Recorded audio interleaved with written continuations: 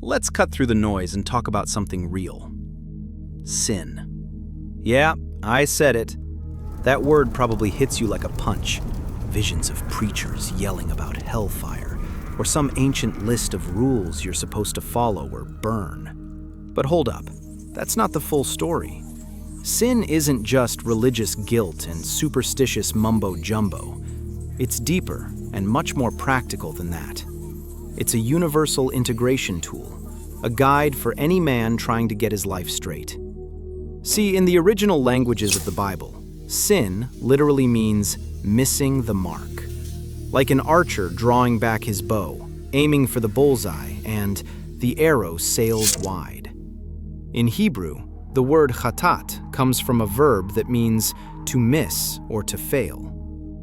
The Greek term in the New Testament, hamartia, is straight from archery lingo for blowing the shot. It's not about breaking some arbitrary commandments from a sky daddy.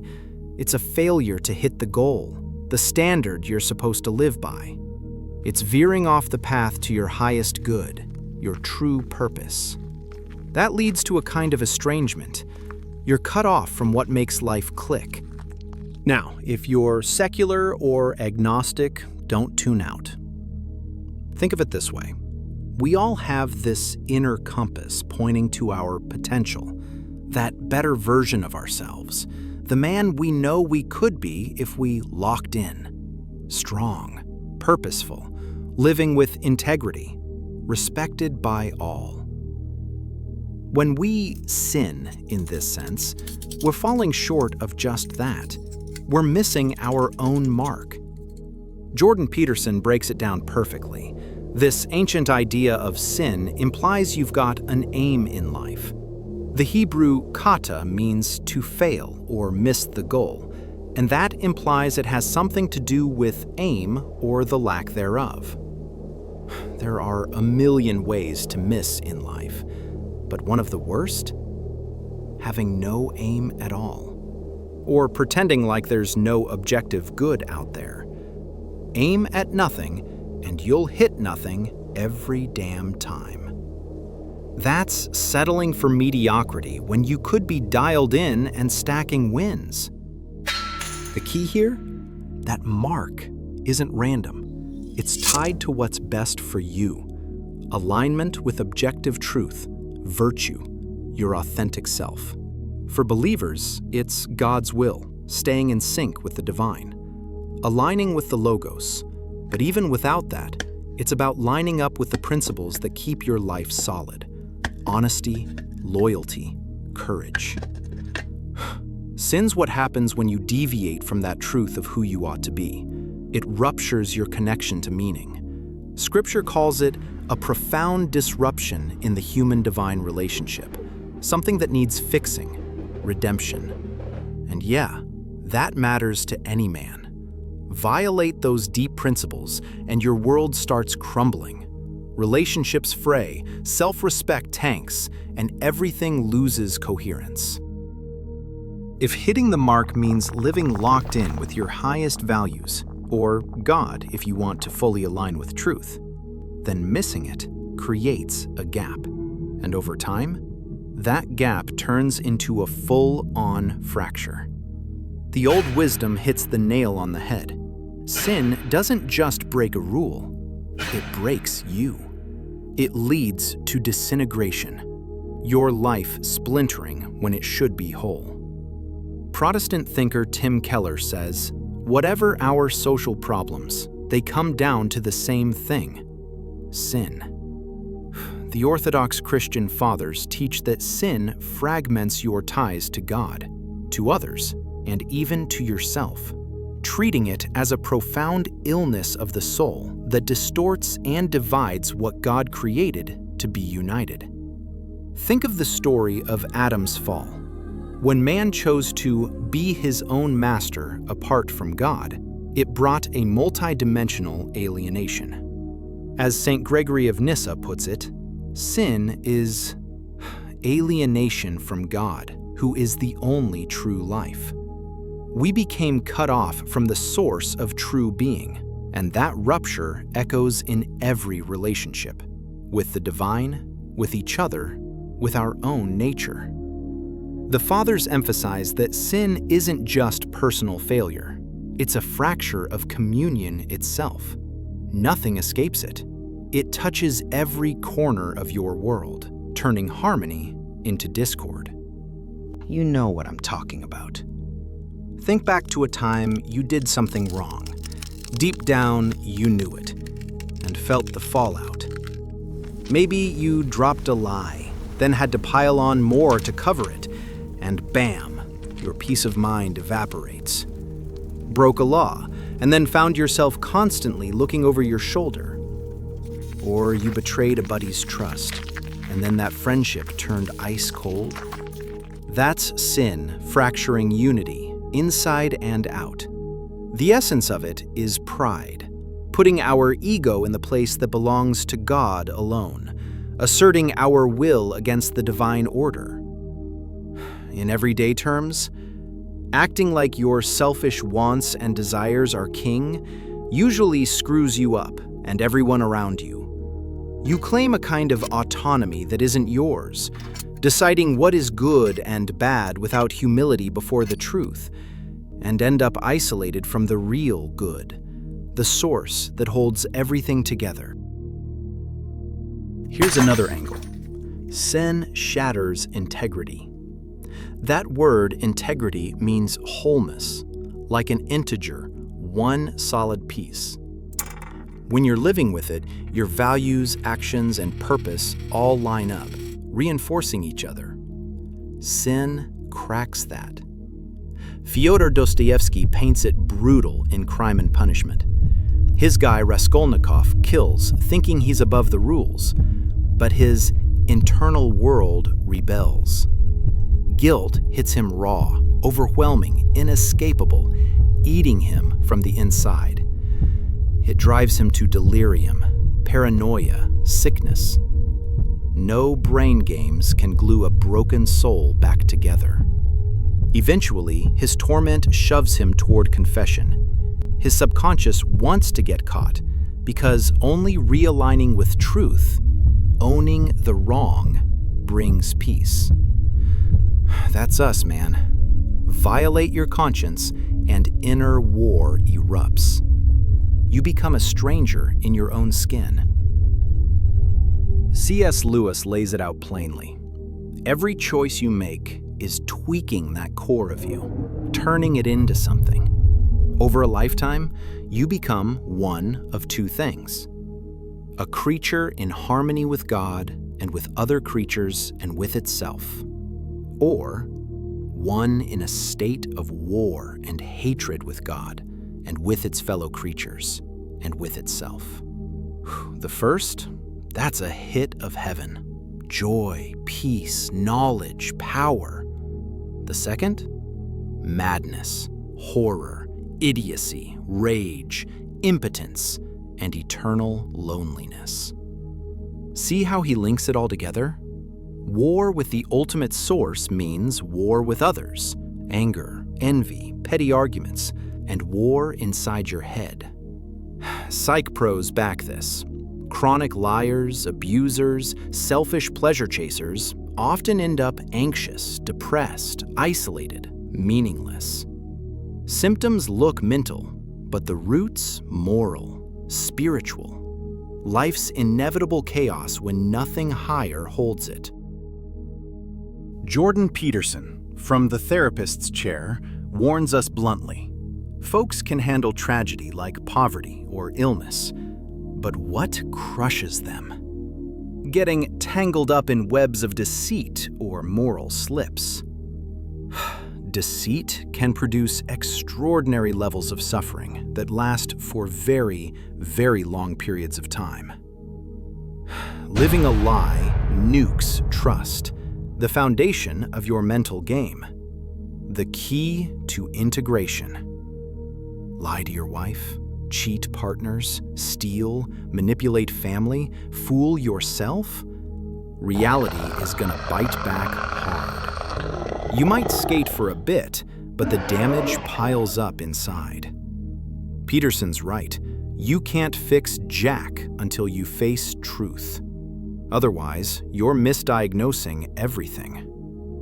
Sin's the road to chaos, leaving you weak, divided. Delusion will keep you caged in the prison of your own pride, but the truth will set you free. So if sin's aiming wrong, or not aiming at all, the fix is simple. Lock in your sights. That's where responsibility and purpose kick in. To integrate your life, make it whole, you need a target worth shooting for, something that pulls your actions together. Peterson says it. You aim up or down at every fork. Every choice is a shot at higher good or lower gratification, bitterness, at nothing. Think of the crossroads. Old blues tales say you meet the devil there. In the Christian tradition, we call him Satan, the enemy, who tempts us toward sin, pulling us down to fracture our lives. Practically, it makes a lot of sense to see this enemy as the foe of your integration into the best you can be, a real threat to the dark, selfish powers of the world that thrive on our division and weakness. Temptation's always whispering the easy path. For a man building better, spot those moments. Slack at work or grind. Feed resentment or swallow pride for peace. Tell the honest truth or lie so you don't have to deal with it. Adjust your aim up. It starts with owning an ultimate good. Christian take? God's will, union with Him through Christ. Secular? Truth, justice, love, courage, ideals worth serving, like the Stoics taught alignment with reason and nature. Those bring real strength and avoid a lot of mediocrity. But the ultimate truth, the fullest life, is God Himself. Anything short of aiming toward Him leaves a gap, a sense that something's still missing, even when you're disciplined and virtuous. Jordan Peterson pushes this idea hard. Aim at the highest possible good. He encourages you to picture the best version of goodness that you can imagine, and then make that your North Star to guide everything. Why does this matter? It organizes your mind and creates a hierarchy for your wants and fears, so you're not scattered all over the place. If you have no aim at all, then you end up chasing shadows, falling apart in the process. Instead, as he puts it, tool yourself into something that can attain it, and go out there and manifest it in the world. Practically speaking, it looks like this. Vow to live by specific virtues, like telling yourself, I'll be honest, I'll protect my family, I'll respect others, I won't be lazy, and I'll build real value in my work. These commitments unify your story into something solid and coherent, not contradictory. Great minds throughout history back this idea up. Aristotle taught that every action we take aims at some kind of good, and the key to a fulfilling life is to order all your lesser goals under the highest good possible, which makes for a truly killer existence. The Church Fathers echoed something similar from a spiritual angle. Our ultimate end as humans is union with God, who is the absolute, ultimate good. Saint Irenaeus captured it beautifully when he said, "The glory of God is man fully alive." It's very interesting. In other words, God shines brightest when you're firing on all cylinders, integrated morally, emotionally, and spiritually, instead of being half dead, stuck in sin and apathy. For a secular spin on it, you really do thrive when you align yourself with principles like truth and love. But if you're cut off from those, you start to wither like a branch severed from the tree. Ultimately, though, the branch's true life comes from being connected to the vine, God Himself, where your wholeness can reach its absolute peak. So, how can you actually use the concept of sin as your integration map in everyday life? Start by spotting where you're missing the mark, not to drown in guilt, but to make a real course correction. Ask yourself some tough questions. Where do I consistently fall short of my own ideals? How do my words and actions hold up when they are tested against my self-perception and objective reality? Is it frequent lying or uncontrolled anger that's hurting your loved ones? Laziness that's holding you back? Or indulgences that are tanking your health and discipline? These are your personal sin patterns, the habits that are veering you off the path you know you should be on. Then, trace out the fallout from them. How is this behavior fragmenting your relationships or eroding your self-respect? For example, lies tend to breed distrust and anxiety in your connections with others. As Jordan Peterson points out, honest conversation is the only way to solve real problems. So by lying, you're blinding yourself to the fixes you need. That kind of insight, seeing the damage clearly, is what fuels genuine change and gets you back on track. Then flip it around. Define the opposite virtue as your new mark to aim for. If anger has been your issue, set your sights on patience and understanding. If you've been aimless and drifting, start by setting a meaningful goal, even if it's something small, to build momentum. If lying is your problem, make honesty your mission. Tell the truth in those moments when it would be easier to lie, in those moments when nobody would find out.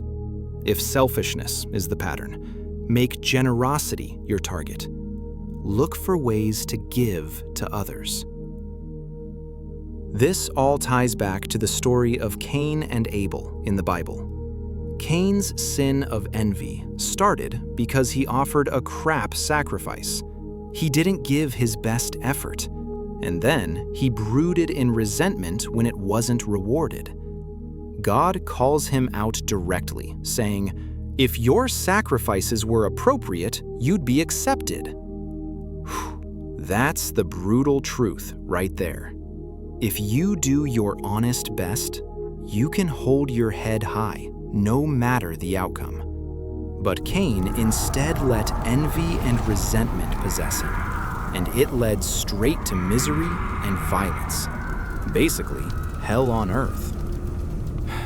We see ourselves in Cain every time we half-ass our duties, then envy other people's success, or blame the world for our unhappiness. To break that cycle, you've got to ditch pride for humility and replace envy with gratitude. As Jordan Peterson puts it, the antithesis of envy is gratitude. Practicing gratitude, like making it a daily habit to count your blessings, can keep that envy demon at bay and help you stay aimed upward. So, offer better sacrifices in your own life. Put in a full, honest day's work. Give your family your undivided time and attention. Take care of your body like it matters. It's hard to stay cynical or bitter when you know you're sincerely grinding toward the good things right in front of you. Bottom line, this lens on sin isn't meant for condemnation or some kind of fake piety. It's really a map, a way to understand why your life feels busted and how you can start fixing it. These are ancient words carrying timeless truth. There's a highest objective good for you to aim at, and when you deviate from it, it hurts you deeply. Sin is what pulls you off track, but owning it and correcting your course gets you back on the path. Think of life as an arrow in flight. Sin acts like a crosswind trying to blow you off course, but you can adjust mid-flight to stay true. There are no perfect shots in this game, but with humble tweaks and adjustments, you can get closer and closer to the mark. That kind of life isn't just good in some vague sense, it's efficient at its core. No energy gets wasted on inner fights or those dead-end detours that drain you. All your faculties become integrated toward real meaning and purpose. It makes you formidable and reliable. One solid man, the same inside and out, aimed steady at what matters. From a secular perspective, we might call that integrity or authenticity. From a spiritual one, it's holiness or virtue, wholeness. Even the legends we look up to struggled against sin and had to learn from it. Dostoevsky's heroes confront their guilt head-on and find freedom on the other side. Fractures can heal, and your lost aim can be rediscovered. In the Christian tradition, that's made possible by God's grace. In a secular view, it's truth and love doing the repairing work. The key is to never quit. As long as you're alive, you can realign yourself and take that next step forward. Here's a final metaphor. Life is like target practice. Misses are going to happen, but what matters is that you pause, recalibrate, and fire again. Your aim sharpens over time, and your life starts to unify into something coherent. Become fully alive, as St. Irenaeus said, fully integrated with your purpose. Sin orients us by showing the pitfalls and the peaks, drawn from centuries of human history. Use that map.